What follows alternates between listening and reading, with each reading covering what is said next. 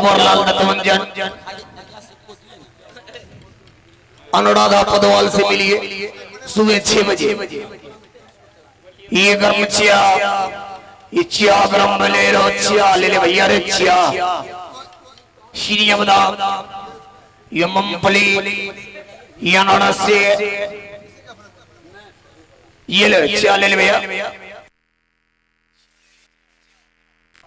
वो ट्रेन घूमने वाली चिया ले ले। घर उत्तमपुर शहर पड़ता है और मेरा नाम राजा उतानपाद सिंह है। देव महादेव की कृपा से इस राज में किसी भी चीज की कमी नहीं। यह 14 कोस की राज, कंचन भर महल, हाथी हथसार घोड़ा घुड़सार सब है मुझे।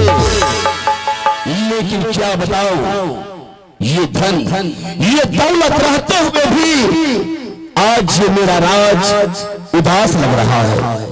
आज ये मेरा दरबार उदास लग रहा है। उदासी के कारण ईश्वर ने मुझे धन तो दिया, ये दौलत तो दिया, लेकिन इस दौलत को भोगने के लिए इस दरबार में एक भी बच्चे का जन्म नहीं दिया। मुझे एक भी पुत्र या पुत्री नहीं है। पुत्र के बगैर ये धन दौलत मेरा सब बेकार सा लग रहा है। पुत्र के बगैर ये मेरा महल उदास लग रहा है। शिव भगवान, हे देवाति देव महादेव, ना जाने अनजाने में ऐसी कौन मुझसे भूल हुई थी जो आप मुझे इतनी बड़ी सजा दे रहे। कहीं मैं जिधर जाऊंगा तो ये 14 कोस की राज, मेरे सर की ताज कौन संभालेगा, कौन भोगेगा इस राज को। पुत्र नहीं है तो संसार में सब कुछ बेकार सा लग रहा है। ए पुत्र बिना अला गई हो भैया से,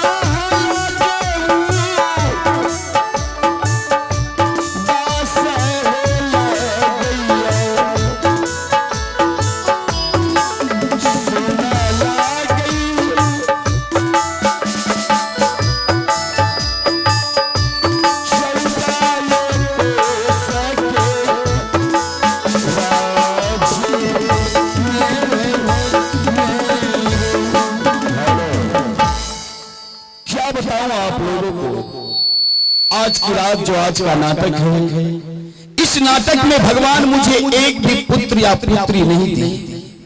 पुत्र के बगैर हमेशा मैं अपने आंख से आंसू बहाता हूँ। ना जाने कब मेरी पुकार ईश्वर सुनेगी तो इस महल में बच्चे का जन्म होगा। ये कहानी बहुत दर्द भरी है। अगर आप लोग शांति से देखेंगे तो जरूर समझ में आएगा। लेकिन बाजा भी बहुत अच्छा है, लेकिन कुछ कमी है। हेलो, इस साउंड का आवाज और थोड़ा सा कम होगा। हेलो, ठीक। ये मेरा परिचय था। अब मैं यहां से पहले सिंह दरबार की ओर जा रहे हैं, जहां मेरा महामंत्री सिपाही रहा करते। पहले हम महामंत्री से मिलेंगे, उसके बाद पुनः इस नाटक की आगे की ओर ले चले। चलिए।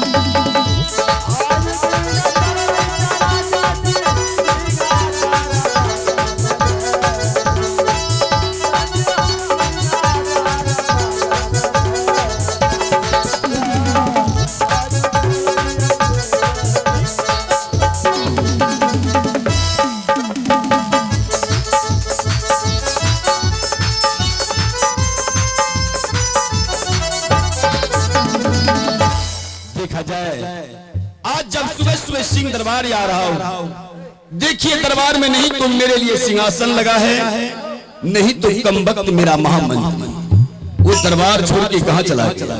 अभी मैं उसे आवाज लगा रहा और देखते हैं आवाज लगाने के बाद वो मेरे पास आ रहे हैं या नहीं आ रहे। चेक 1